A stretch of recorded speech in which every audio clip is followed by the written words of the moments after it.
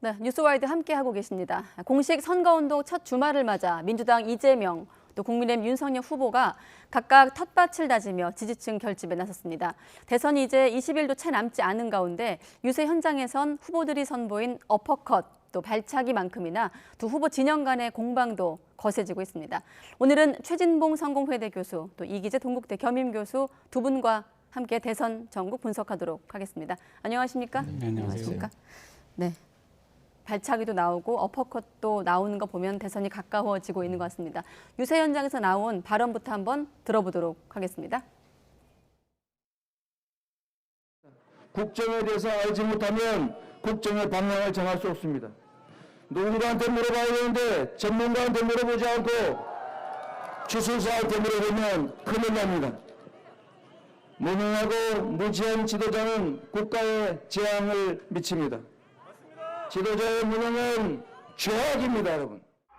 다시는 속지 맙시다.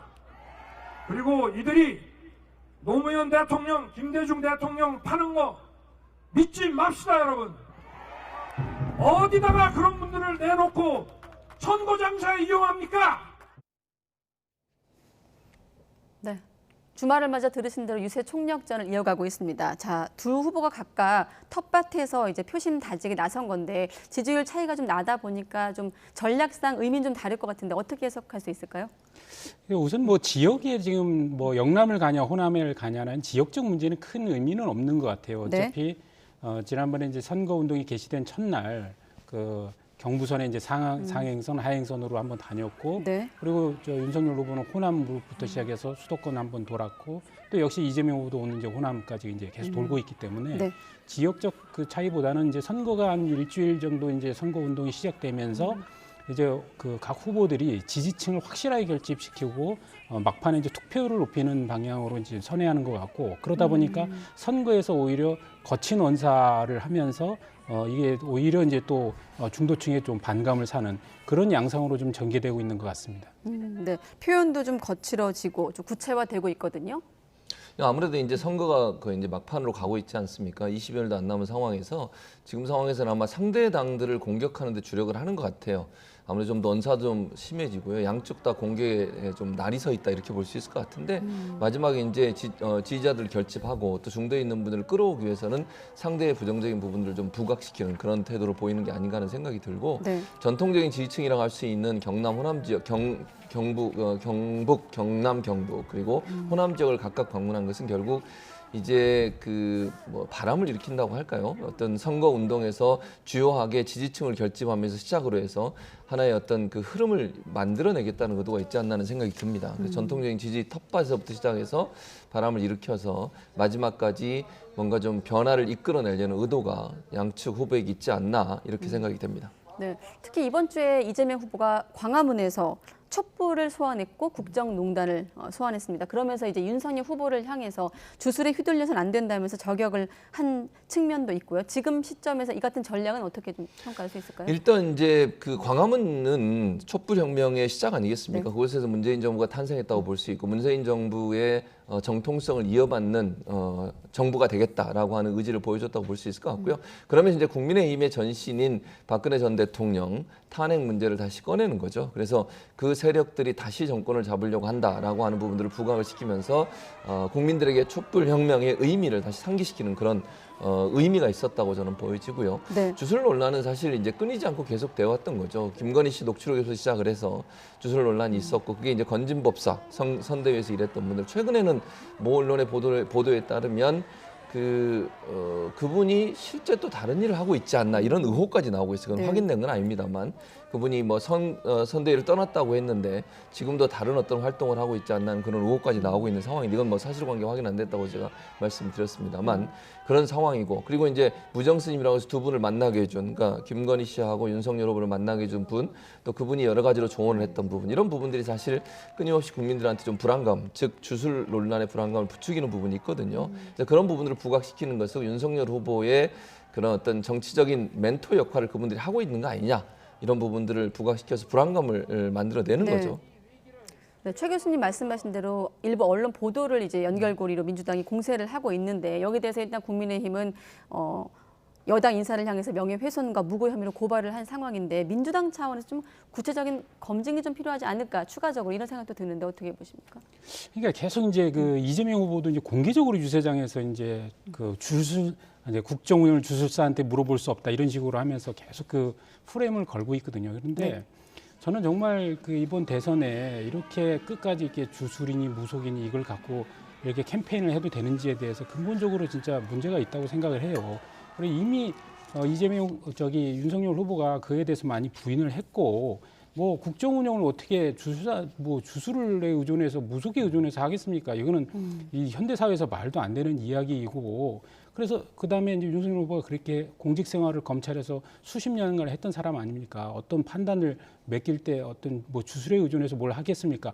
이렇게 얘기를 했더니 이제 결국 이제 신천지 뭐 압수수색을 또 끌고 들어오면서 그때 그런 판단을 그렇게 했지 않냐라고 하는 건데, 그 당시에도 또 윤석열 후보도 충분히 해명을 했어요. 그건 보건복지부의 의견이었고 신천지에서 숨어 들어갈까봐 그런 판단을 할 수밖에 없었다라는 걸 얘기했고, 그 추가적으로 명단 충분히 확보해서 포렌식까지도 넘겼다라고 얘기했거든요. 네. 그랬더니 또 계속 그 쟁점을 살려가면서 이 문제를 계속 이제 여론을 이제 그 자극하고 있는 건데, 저는 더 이상 이제 이런 거로 이제 국민들을 좀 현혹하는 방식으로 선거를 안 했으면 좋겠다 이런 생각입니다.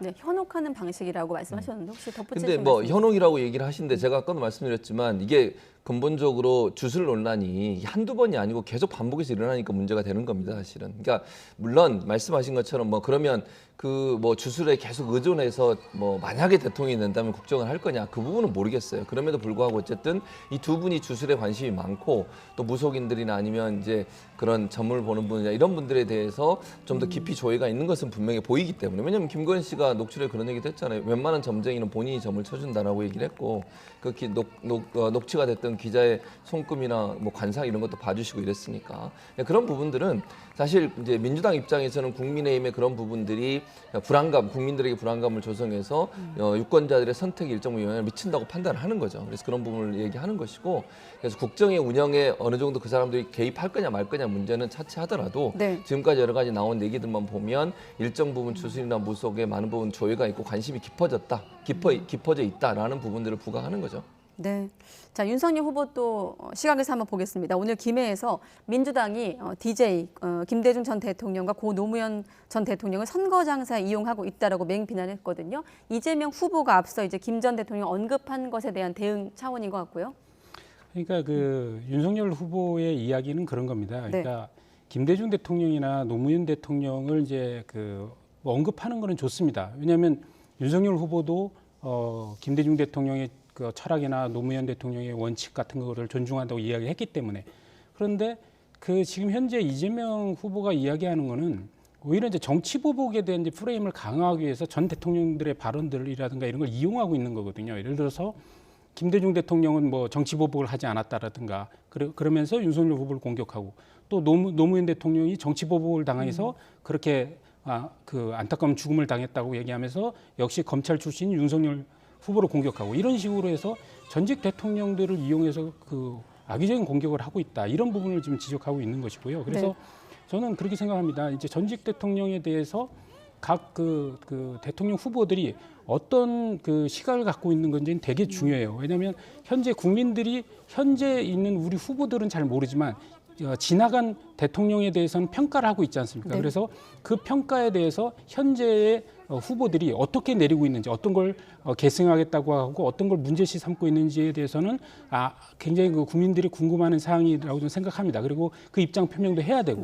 그런 차원에서 이제 뭐 예를 들어서 그 윤석열 후보가 노무현 대통령의 한미 FTA라든가 뭐 이라크 파병이라든가 이런 거, 그다음에 제주 해군기지 유치, 이런 것들은 굉장히 긍정적 업적으로 인정한다, 이렇게 이제 하는 부분에 대해서는 전직 대통령에 대한 판단이라든가 이게 중요한 것인데, 이거를 과거에 이제 그 네거티브용으로 전직 대통령을 이용하는 것은 저는 그 전직 대통령의 예우 차원에서도 옳지 못한 행동이다, 이렇게 말씀드리고 싶습니다. 자, 정치 보복 얘기를 하려다가 김 전 대통령을 언급을 한 거거든요. 이재명 후보 발언을 좀 들어보고 물론 윤석열 후보 발언까지 포함해서 듣고 나서 또 최 교수님 입장도 들어보도록 하겠습니다. 정치 보복을 공언하고 검찰에게 무한 권력을 주겠다는 민주공화국이 아니라 검찰 왕국을 만들어서 나라를 지배하겠다는 생각을 하는 경우가 도대체 한 번이라도 본 적이 있습니까, 여러분? 이게 원래 파시스트들, 그하고 또 비슷한 공산주의자들, 이런 사람들이 하는 수법입니다, 이게. 그러니까 처음으로 돌아가 보면 적폐 수사 이제 논란에서 시작된 공방이었는데 그게 또 정치 보복으로 번진 측면이 있습니다. 어떻게 좀 들으셨습니까? 그러니까 적폐 수사 관련해서 그 발언이 논란이 된 거잖아요. 그러니까 윤석열 후보한테 기자가 질문을 한 것이 문재인 정부 적폐 수사 하시겠습니까?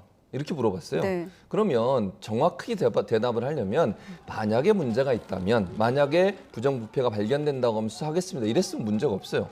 해야죠, 돼야죠 이렇게 얘기했거든요.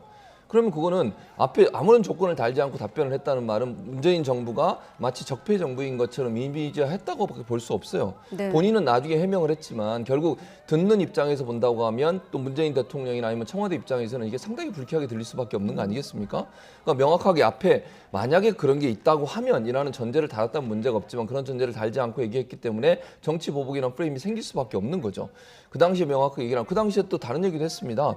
검찰을 이용해서 이 정부가, 현 정부가, 그러니까 문재인 정부가 얼마나 불법적인 일을 했냐. 본인이 검찰총장, 서울중앙지검장 했지 않습니까? 네. 거의 검찰의 수뇌부를 본인이 거의 문재인 정부가 같이 했다고 해도 전혀 무관하지 않은 얘기인데 그런 상황에서 검찰을 이용해서 무슨 불법적인 일을 했다면 본인은 그럼 대체 뭘 했는지 모르겠습니다. 이런 얘기를 하니까 결국 정치 보복 얘기가 나오는 겁니다. 그래서 그 얘기를 한 것이고 그걸 가지고 지금 또 파시스트, 공산주의자, 나치라고 또 문재인 정부를 비판을 합니다. 이게 과연 맞는 건지 제가 잘 모르겠습니다. 저는 이렇게 색깔용 가지고 문재인 정부를 향해서 본인이 검찰총장을 하셨어요. 서울중앙지검장을 하셨고요. 그리고 파시스트, 공산주의자, 나치 얘기하면서 뭐라고 얘기했냐면 그 전에 정치, 뭐 예를 들면 적폐 수사 한 거를 정치 보복이라고 얘기했어요. 그게 맞는 얘기입니까 대체? 그러면 이명박 전 대통령이나 박근혜 전 대통령이 수사한 게 잘못됐다는 얘기입니까? 본인이 그 수사를 하셨잖아요. 아니 국정농단, 박근혜 전 정부 국정농단 관련해서 본인이 주도적으로 수사를 하신 분이 파시스트, 공산주의자, 나치를 얘기하는 게 과연 맞는 것인지 저는 도저히 이해가 안 되고요. 두 번째로 네. 문재인 정부가 아니죠. 그 이재명 후보가 김대중, 노무현 두 분을 이용한다고 하는데요. 이재명 후보는 지금까지 지속적으로 예전부터 후보 되기 전부터 노무현, 김대중 대통령을 존경하고 그분의 생각과 사상을 이어왔던 분이에요. 윤석열 후보는 과연 지금 선거 나오기 전까지 이분들에 대해서 어떤 얘기를 했습니까? 뭐 별로 기억나는 것도 없습니다. 그리고 국민의힘이 과연 그러면 노무현 전 대통령에서 그렇게 늘 긍정적으로 평가하셨습니까? 지금까지? 네. 물론 나중이라도 바뀐 거 저는 환영합니다. 그럼에도 불구하고 이용했다고 하는데 누가 어떤 분을 이용했는지는 그리고 친노 세력에서 얼마나 비판을 많이 했었습니까? 국민의힘이. 근데 이제 와서 노무현 전 대통령의 정신을 계승하겠다 이렇게 얘기하면서 하는 것이 과연 이용하는 건 아닌지 네. 되묻고 싶은 상황입니다.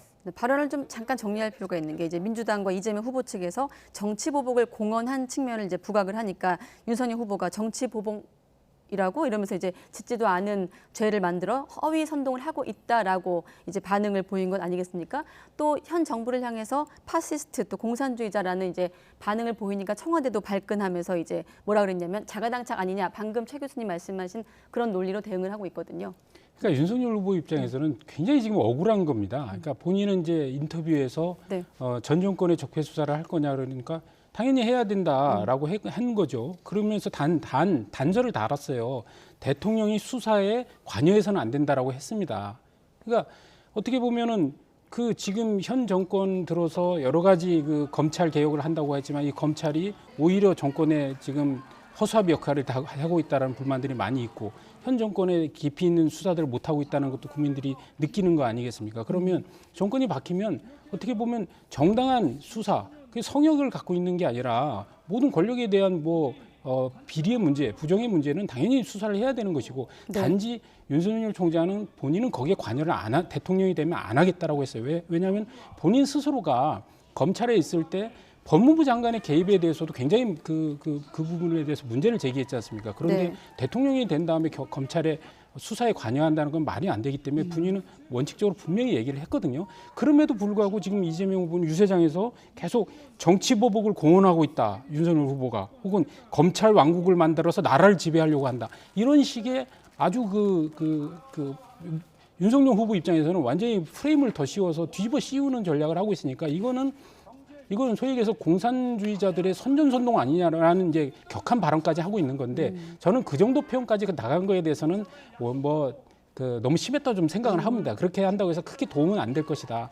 단지 이제 유세장에 모이는 사람들은 그 문제에 대해서 열광하겠지만 이런 방송이라든가 이런 언론 보도를 통해서 보는 사람들 입장에서 볼 때는 약간 윤석열 후보도 너무 극우적 발언을 하는 거 아닌가라는 오해를 할 수도 있기 때문에 좀 나갔다는 생각을 하지만 어쨌든 본인 입장에서는 본인이 정치 포부를 하겠다고 한 것도 아닌데 이걸 계속 반복해서 이렇게 유세장에서 하는 것 자체가 굉장히 거부감을 갖고 있고 이번에 대해서 해명을 하고 싶어 하는 것 같다 이런 말씀 드리고 싶습니다. 물론 논란의 본질은 아니지만 간단히 좀 여쭤보면 사실 윤석열 후보가 정치에 처음 입문했을 땐 자유민주주의라는 어떤 개념을 많이 언급했던 걸로 기억을 하는데 최근엔 뭐 들으신 대로 파시스트 뭐 이런 공산주의 이런 관념적인 좀 언어를 많이 사용하고 있거든요. 말씀하신 대로 대중적인 언어는 아닌데 이것도 혹시 전략일까요? 저는 전략이라고 보지는 않고요. 네. 아무래도 모여 있는 지지층이 그렇고 그리고 또 주변에서 네. 많은 분들이 또 얘기하고 있는 것이 그렇습니다. 예를 들어서 정당 내에서의 분위기와 일반 중도적인 성향의 어떤 유권자들의 분위기, 그다음에 또 민주당 성향의 분위기, 참 우리 대한민국이 어떻게 이렇게 됐는지 모르겠지만 어떤 집단에 따라서 굉장히 이념적으로 너무 극과 극으로 갈리고 있거든요. 그렇기 네. 때문에 아마도 지지층의 유세장에서의 분위기상 그런 발언들이 나오지 않았나 이렇게 싶습니다. 네, 뭐 그런 발언 포함해서 대선이 점점 더 가까워지기 때문에 후보의 어떤 발언 한마디 한마디 또 SNS의 한 줄 글 하나까지도 좀 민감한데 후보들의 어떤 행동이나 이런 것들도 좀 화제가 되고 있거든요. 뭐 윤석열 후보 같은 경우는 이번 주에 이른바 어퍼컷 세리머니인가요? 주먹을 이렇게 하는 그런 모습도 화제가 됐는데 선거가 가까워질수록 좀 이런 것들도 좀 더 부각될까요? 어떻게 보십니까? 그렇죠. 아무래도 이미지 정치 아니겠습니까? 정치에서 이제 말로 하는 것도 중요하지만 네. 행동이나 어떤 제스처 하나가 갖고 있는 의미도 있다고 보여져요. 저는 윤석열 후보가 어퍼컷하는 이 세레머니 하는 듯한 이런 모습을 전략적으로 하고 있다고 저는 봐요. 이게 우연히 한 번 하는 게 아니고 지속적으로 계속 반복하고 있는데 아마 준비가 된 것 같습니다. 아마 그러니까 의도적으로 이런 행동을 할 것을 아마 계획하고 준비하고 각도나 이런 것도 뭐 네. 거의 비슷하게 계속 하고 있어요. 그렇다고 하면 사실은 이제 저게 젊은 층이나 청년층한테는 상당히 환호하고 또 지지층에는 환호를 할 수 있는 중요한 계기가 된다는 것이죠. 네. 그리고 이제 저런 모습이 결국 사진이나 영상으로 나오게 되면 지지자들 입장에서는 멋있게 보일 수도 있고 또 자신감을 표현하는 방법이 될 수도 있다. 그게 긍정적인 측면이에요. 그러니까 지지자들에게는 긍정적인 측면이 있는데 한 가지 이제 저는 좀 우려되는 부분이 있습니다. 그러니까 중도층이나 아니면 지지하지 않는 분들 입장에서는 네. 너무 오만하게 보일 수도 있다는 우려는 있어요. 왜냐하면 이미 승리를 한 것처럼 행동하는 부분들은 사실 국민들한테는 절박감이 없는 거 아닌가 또는 너무 자만하는 거 아닌가 이런 모습을 비춰줄 수도 있어서 네. 양면이 있을 수 있다. 그래서 긍정적으로는 지지자들한테는 힘을 주고 또 저렇게 군중이 많이 모이는 저런 행동 하나하나가 막 박수를 유발시키고 함성을 유발시키는 중요하게 영향을 미칠 수 있거든요. 네. 다만 이제 저게 너무 자만하게 보이게 되면 국민들한테는 상당히 오만한 모습으로 보일 수도 있다는 점도 기억해야 될 것 같습니다. 네, 지금은 이준석 대표 발언이 자막으로 나가는데 왜 이 얘기 나왔냐면 민주당이 어퍼컷 세리머니를 향해서 정치 보복의 상징이라고 이제 반응을 하니까 조금 전에 이준석 대표가 또 반응을 한 것이고 또 여기에 대해서 또 관련해서 이재명 후보도 회심의 발차기인가요? 또 오늘 같은 경우는 발차기를 선보이기도 했는데 이건 허경영 후보가 또 원조라고 밝히기도 했네요. 어떻게 보십니까, 교수님은? 저는 이제 최 교수님이 정확하게 분석하셨다고 봐요. 그러니까 이게 어퍼컷 세레머니가 지지층들, 유세장에 온 사람들한테는 굉장히 힘도 주고 역동적으로 보이게 할 수도 있거든요. 근데 많은 사람들이 유세장에서 후보의 유세를 보는 게 아니라 이 TV 매체를 통해서 이렇게 보게 됩니다. 이렇게 네. 오늘 YTN은 시청을 통해서 보게 되고 그랬을 때 그걸 어떻게 받아들일까가 중요하거든요. 현장에 있는 것이 아니기 때문에. 그렇죠. 많은 다수는 TV 매체를 통해서 보게 된단 말입니다. 그 분위기에 절어서 보는 게 아니고 그랬을 때 이게 과하게 너무 자신감의 표현이 오만으로 보일 수도 있고 네. 혹은 민주당 지지층에 이 어퍼컷이 사실 승리의 세레모니 거잖아요. 히딩크 세레모니인데 혹시 자기들을 향해서 주먹을 날리는 것 같은 이런 어떤 두려움을 느낄 수도 있는 것이거든요. 그렇기 때문에 저는 이게 장단점이 있는데 이거를 어떤 측면에서 예를 들어서 단점이 많으니까 하지 않았으면 좋겠다. 장점이 많아서 꼭 해야 된다. 이렇게 판단하기 굉장히 어렵습니다. 그런데 네. 어쨌든 간에 지금 국민의힘 선대위에서는 처음에 이제 의도하지 않게 어쨌든 후보가 한번 해봤는데 이게 반응이 좋았고 그러다 보니까 모든 유세장에서 쓰고 있는 것 같아요. 그런데 이게 어느 정도 반응상에 이제 좋고 나쁨에 대한 평가의 기준이 있겠지만 저는 그 현장의 분위기가 아니라 이걸 바라보는 중도층의 시청자들이 이걸 어떻게 판단하는지에 대해서 좀 더 철저한 모니터링을 통해서 이후에 어떤 그 계속 지속성의 여부를 좀 판단했으면 좋겠다는 점을 말씀드리고 싶습니다. 이 부분 관련해서는 댓글이 좀 흥미로운 게 많더라고요. 네, 한번 보시기 바랍니다. 자, 이번엔 지지율로 넘어갈 텐데 좀 다자구도에서 대선 지지율 보기 전에 아무래도 텃밭 공략을 했기 때문에 지역별로 표심을 좀 한번 확인하고 지지율을 보도록 하겠습니다. 광주 전라 지역 그리고 대구 경북 지역에 대한 대선 후보 지지도 이렇게 나오고 있는데 어떻게 좀 해석할 수 있을까요? 일단 그러니까 지금까지 보면 지난번 대선 같은 경우에는 양 후보 사이에 그 많은 부분 좀 뭉친 듯한 모습을 보여줬어요. 예를 들면 네. 호남 같은 경우는 민주당의 지지율이 뭐 80%, 90%까지 나온 경우도 있었거든요.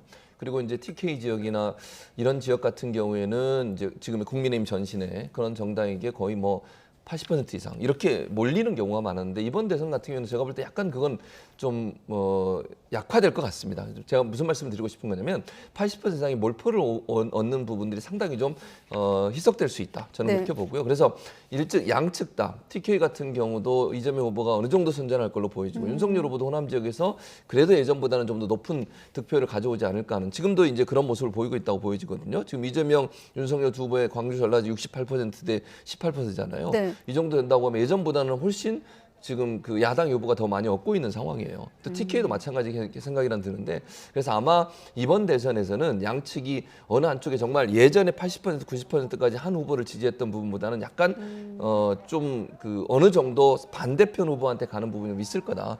그 중요한 요인을 저는 개인적으로는 젊은 층이라고 봐요. 그러니까 젊은 층 같은 경우에는 사실 지역의 어떤 특성보다는 본인의 삶과 연관된 부분들 또 본인이 생각하는 가치와 연관된 부분들에 더 많은 생각을 하고 투표를 하는 그런 성향을 보여주기 때문에 그런 젊은 층들이 어느 쪽으로 더 많이 힘을 실어주냐에 따라서 이런 결과가 많은 부분 예전과 다르게 나타날 가능성이 있다고 보여집니다. 국민의힘 쪽에서만 봤을 때는 이준석 대표가 최근 어떤 지지율을 토대로 호남 지지율 목표를 좀 수정했거든요. 25였는데 30%로 올리기도 했고 어떻게 보십니까? 그 뭐 여론조사에 보니까 그 호남의 그 여론이 한 33%까지 나온 게 있더라고요. 그래서 이제 이준석 대표가 이제 그거를 가지고 목표 수정을 얘기한 건데 네. 우선 이제 그 여론조사는 일단 거기 샘플이 워낙 작기 때문에 그 지역별 샘플이 그래서 그 여론을 그 확실하게 하기는 어렵습니다. 이제 다만 어쨌든 호남에서 젊은층 같은 경우는 이준석 대표를 중심으로 그 메시지가 좀 먹히고 있다. 그래서 최근에 뭐 복합 쇼핑몰 유치 관련해서도 논란에 불을 붙였지 않습니까? 그래서 네. 실제로 민주당이 호남의 한계 뭐냐. 그리고 국민의힘도 좀 지지를 하고 균형을 잡아줘야 그리고 호남의 민주당의 그 국회의원들도 더 열심히 할 거 아니냐. 이러면서 국민의힘의 일부라도 좀 지지를 해달라라는 이제 호소를 하고 있는 것이고요. 그런데 그 박근혜 대통령 때 호남의 그 지지율이 한 10% 정도밖에 못했거든요. 그래서 네. 그 다른 후보들은 그 한 자릿수밖에 못했고 지난 총선 때는 뭐 3% 4%밖에 못했었습니다. 그런 상황에서 과연 30%를 넘긴다는 것은 거의 저는 꿈의 숫자라고 보고 다만 두 자릿수를 넘기고 정말 20%에 근접한 숫자만이라도 한다면 그리고 호남의 20, 30대 유권자들이 국민의힘에 좀 반응을 해서 좀 표를 줄 수만 있다면 뭔가 좀 새로운 호남에서도 국민의힘이 어떤 역동적인 일을 할 수 있는 토대를 좀 만들 수 있는 계기는 될 수 있지 않겠느냐. 그리고 윤석열 후보가 사실은 뭐 과거에 어떤 정당으로부터 무슨 부채를 갖고 있는 게 아니잖아요. 호남에 대해서. 예를 들어서 과거에 뭐 한나라당, 뭐 새누리당 시절까지 쭉 오면서 뭐 호남에 뭐 여러 가지 그 빚을 지고 온 그러니까 어떻게 보면 무책임한 말을 던져서 호남에 사과해야 되는 게 아니고 지난번에 전두환 발언 때문에 약간 좀 애를 먹긴 했지만 네. 사실 호남에 충분히 소구할 수 있는 새로운 정치인이니만큼 이번에 좀 호남에서 좀 구애를 통해서 어느 정도 표와 기반을 좀 닦아 나갔으면 좋겠다는 생각입니다. 네. 윤석열 후보의 좀 발언이 좀 길어진 측면이 있기 때문에 그럼 영남권 같은 경우도 과거에만큼은 앞서 보셨다시피 보수 진영이 좀 압도적이지 않다 이런 분석들도 있거든요. 이재명 후보 입장에서 본다면 저는 이재명 후보도 충분히 의미 있는 결과를 낼 거라고 봅니다. 일단 본인이 TK 출신이에요. 안동 출신이잖아요. 네. 그러니까 고향이 사실 TK거든요. 물론 후보는 민주당 후보지만, 그러니까 민주당이 전통적으로 TK에서 많은 부분 지지율이 많이 나오진 않았지만 20% 정도 됐거든요. 네. 그러니까 이번에는 뭐 20% 넘어서 30%까지 해도 저는 의미 있다고 저는 봐요. 만약에 TK 이재명 후보가 30%를 넘어선다, 상당히 파란을 일으키는 거죠. 그런 승리 아주 기본적인 역할을 할 거라고 저는 봅니다. 물론 그렇게 될지 안 될지는 지켜봐야 되겠지만, 근데 저는 그 가능성이 전혀 없다고 보지 않아요. 본인이 TK 출신이고 또 TK 지역도 많은 부분 한쪽을 지지하는 부분이 아니라 많은 부분 또 진보적 생각을 갖고 있는 분도 많이 있고, 네. 그다음 정책적 부분에서도 많은 부분 의미 있는, 뭐 예를 들면 김부겸 총리 같은 경우도 거기서 국회의원도 했었으니까요. 그런 차원에서 본다고 하면 기본적으로 얼마인지 가능성은 있다고 저는 봅니다. 물론 지금 뭐 송영길 대표는 40%까지 얘기했어요, TK에서. 네. 근데 저는 40%까지는 어려울 수 있겠지만 30% 정도만 넘어선다 해도 이건 정말 의미 있는 그런 득표율을 가져오는 것이다, 이렇게 말씀드릴 수 있을 것 같습니다. 네, 방금 전 보셨던 그 후보 지역별로 보셨던 그 결과가 앞으로 굳어질지, 남은 대선 기간 동안 좀 변화가 어떤 방식으로 깨질지 한번 지켜보도록 하겠고, 전반적인 여론조사 결과도 확인하도록 하겠습니다. 일단 한국갤럽 같은 경우는 후보 간 격차가 7%포인트가 나고 있습니다. 그러니까 오차범위 밖으로 윤석열 후보 41%, 이재명 후보 34% 나오고 있고, 다음은 지상파 방송 3사 조사 결과도 한 번에 보죠.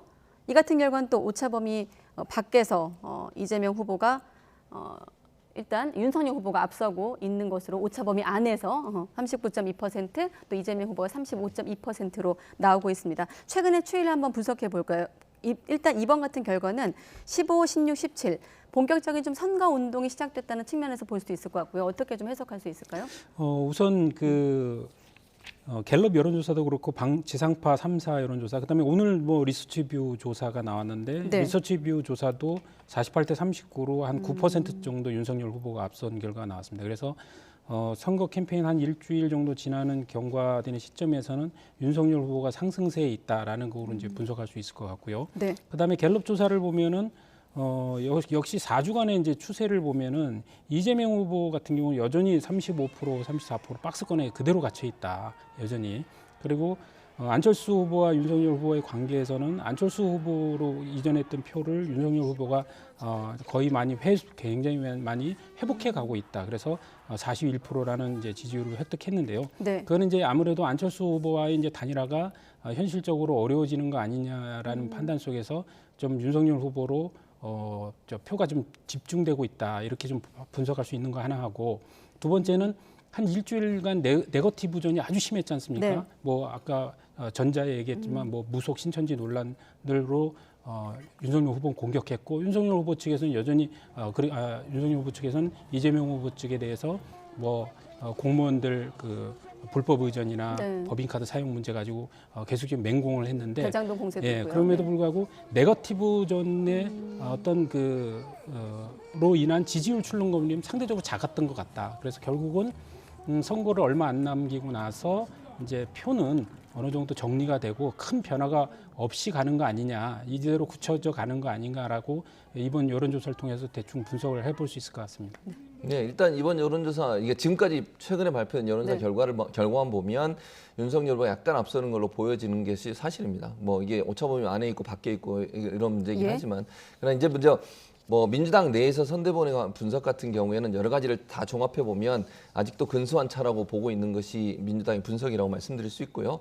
일단 이 여론조사 결과가 어떻게 될지, 왜냐하면 아까 말씀하신 것처럼 기본적으로 이제 단일화 이슈가 어느 정도 좀 별 영향이 없을 거라고 보기 때문에 윤석열 후보 쪽으로 결집하는 것 같아요, 보수 진영 네. 같은 경우에. 그러니까 안철수 후보 쪽에 가 있던 보수 진영의 표들이 윤석열 후보 쪽으로 오고 있는 것 같고, 그럼 안철수 후보에게 지지를 보내고 있는 분들 중에 진보적 성향이나 중도적 성향을 갖고 있는 분들이 어디로 갈 거냐 하는 부분이 또 다른 논란이 될 수 있다는 생각이 들고요. 또 하나는 이제 최근에 대장동 관련한 이슈에서 새로운 이제 녹취록 관련해서 이슈들이 나오다 보니 그것이 지지율에 반영될 가능성이 있다고 저는 봅니다. 왜냐하면 지금 국민의힘이 지속적으로 그분이라고 하는 그 한마디를 가지고 이재명 후보가 그분이다라고 계속 공격을 했는데, 네. 언론에서 녹취록을 통해서 밝혀진 걸로 보면 대법관 중에 한 분이라는 얘기 아니겠습니까? 그래서 전혀 근거 없는 얘기를 계속 공격을 했었는데, 그 문제가 어떻게 또 반영될지를 지켜봐야 되는 상황이라는 생각이 들고요. 예. 막판에 어쨌든 중도 진영이 어느 쪽으로 몰려가느냐의 문제라고 저는 봅니다. 그리고 이제 구도 싸움에서는 일단 이제 국민의힘 입장에서 구도를 가지고 정권 심판론을 강하게 밀고 가는 구도로 갈 것 같고요. 이제 이재명 후보 입장에서는 인물론으로 갈 수밖에 없는 상황이다. 그래서 막판에 되면 미래지향적인 대선의 성격상 인물론이 부각되는 그런 상황이 올 수도 있기 때문에 때문에 제가 볼 때는 뭐 저는 개인적으로 늘 예전부터 계속 드렸던 말씀입니다만 근소한 차이로 결과가 나올 거다. 이런 뭐 7%, 9% 정도 차이가 나지 않을 거라고 저는 개인적으로 생각합니다. 네, 앞서 우상호 총괄선대본부장이 이번 지지율 격차의 원인은 야권 단일화 이슈라고 지목을 하고 있거든요. 그렇다 보니 이제 안철수 후보가 다시 선거운동을 재개한 것과 좀 맞물려서 관심을 모으고 있는데 안철수 후보 발언도 한번 들어보도록 하겠습니다. 최근에 오미크론 확산 때문에 많은 분들이 굉장히 고생을 많이 하십니다.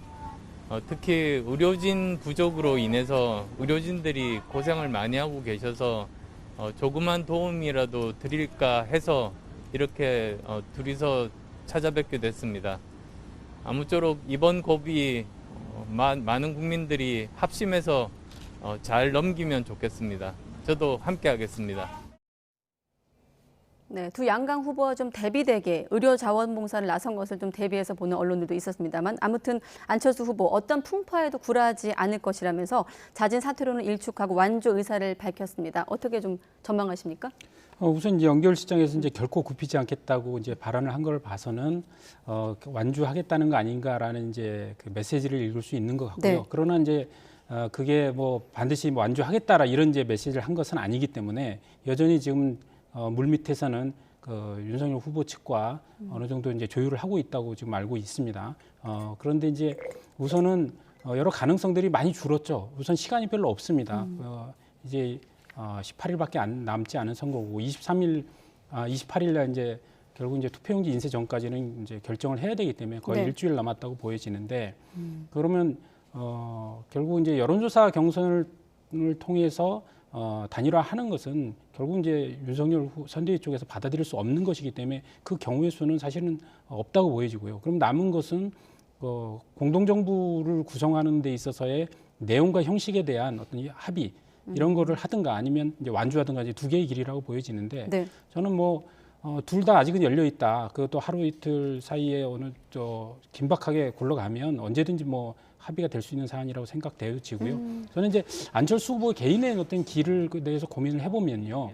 과연 안철수 후보 입장에서 어떤 게 가장 현명할까? 지금 지지율이 10%밖에 안 되는 상황에서 저는 안철수 후보의 입장에서 본다면 이번에 만약에 안철수 후보 입장에서 윤석열 후보하고 단일화 안 하고 완주를 했다. 그런데 정권 교체에 실패해서 윤석열 후보가 패했다. 그러면 그 안철수 후보가 그 책임을 또 다 뒤집었을 가능성이 있거든요. 혹은 안철수 후보가 단일화 안 한 상황에서 윤석열 후보가 정권 교체를 이뤘다. 그랬을 때 안철수 후보는 뭐가 될 것인가? 뭐 예를 들어서 10% 미만의 지지율을 받아서 네. 존재감이 없이 굉장히 위기에 몰려 있을 수 있거든요. 그래서 저는 이번에 어떤 형태든 간에 단일화를 해서 공동정부 구성에 대한 합의를 하고 그리고 합당까지 이어지면서 합당을 해서 새로운 어떤 합당 통합 정당 내에서 본인의 입지를 키워가는 것이 현명한 길이 아닐까 이런 제안을 해봅니다.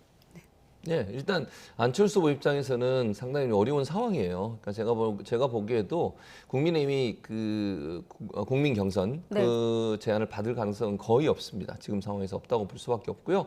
만약 그걸 계속 주장한다고 하면 뭐 단일화는 어렵다 저는 그렇게 봅니다. 그래서 지금은 단일화는 딱 한 가지밖에 없어요. 안철수 후보가 일정 부분 접고 이런 표현이 많이 있지만 접고 들어가는 방법밖에 없습니다. 일정 부분 국민의힘과 협상을 통해서 본인이 원하는 거 얻어내고 들어가든지 아니면 완주하는 둘 중에 하나밖에 없다. 저는 네. 그렇게 보고요. 국민 경선은 안 되기 때문에 그럼 안철수 후보가 일정 부분 한 부분 양보하고 들어가는 수밖에 없어요. 네. 근데 그걸 받아들일 거냐의 문제는 안철수 후보의 결정이라고 저는 봅니다.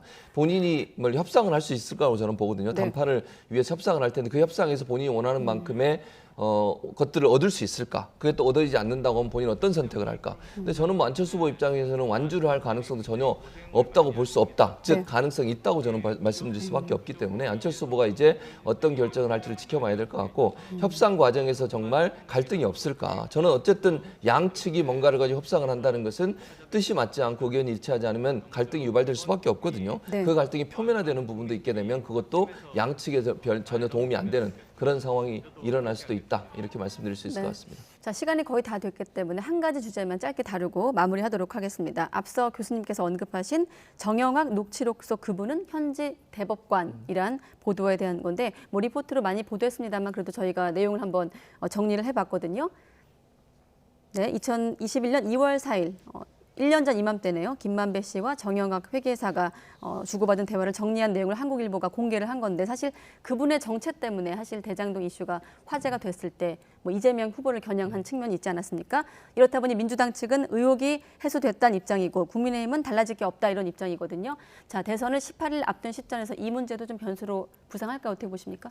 저는 근데 이게 이제 이걸 가지고 이제 이재명 후보는 무관하다고 주장을 민주당에서 하던데 저는 네. 그게 이해가 안 돼요. 왜냐하면 여기서 나오는 뭐 저분이다 또 그분 뭐 이런 표현들이 나오지 않습니까? 네. 그래서 이제 그분한테 뭐 배당금의 뭐 절반을 주기로 했다 그래서 뭐 700억을 주기로 했다는 그분과 여기서 나오는 이 녹취록에 나오는 그분이 같은 그분인지에 대해서는 또 내용적으로 뭐 어떤 명확한 규정이 없어요 이 안에. 그렇기 때문에 이거를 반드시 이 대법관이 700억의 주인인 그분이다라고 할 수도 없는 것이고 현실적으로.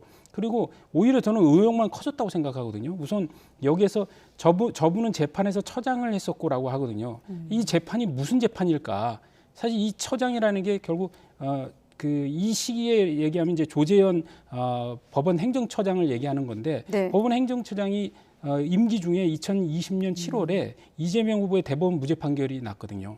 그렇기 때문에 아마도 여기서의 저분은 재판에서 처장을 했었고 이 재판은 이재명 후보의 대법원 판결 재판이 아닐까라고 저는 추정이 되거든요. 그러면 그 후속적인 얘기로 그분이 다 해서 내가 원래 50억을 만들었다 이렇게 얘기하는데 그분이 다 했다는 게 뭘까? 결국은 무죄 판결의 역할을 했다는 거 아니겠느냐. 왜냐하면 대법관이 대장동 사업을 수주하는데 어떤 역할을 할 수 있겠습니까? 무슨 뭐 거기에 관련해서 무슨 입찰서를 만들고 그것에 영향을 미치고 공사를 따게 하고 이렇게 영향을 미칠 수는 없는 거 아니겠습니까? 그렇기 때문에 오히려 더 의혹만 더 커졌다 이런 점을 말씀드리고 싶습니다. 네, 의혹만 키웠다라고 말씀하셨습니다. 저는 일단 이제 그분 얘기 여기서 지금 그분을 계속 아까도 말씀드렸잖아요. 국민의힘이 그분 가지고 그분이란 단어 하나 가지고 이재명 후보를 공격을 하면서 이재명 후보가 그분이다 이렇게 계속 공격을 했지 않습니까?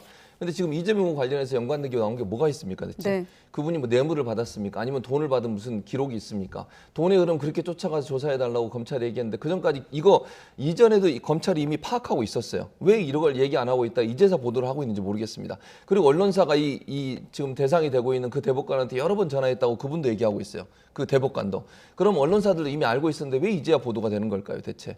그러면 그렇게 논란이 되고 그분 얘기 나왔을 때 이게 보도가 됐었는데 보도도 안 되고 검찰도 이 부분에 대해서 명확하게 조사도 안 하고 있고 그런 상황이 지금까지 왔습니다. 선거 막판에 이게 나와서 그분에 대해서 그분이 이재명 후보가 아니라는 게 명확해진 상황이라고 하면 네. 지금까지 대체 국민의힘은 뭘 가지고 이재명 후보를 이렇게 공격했는지 모르겠어요.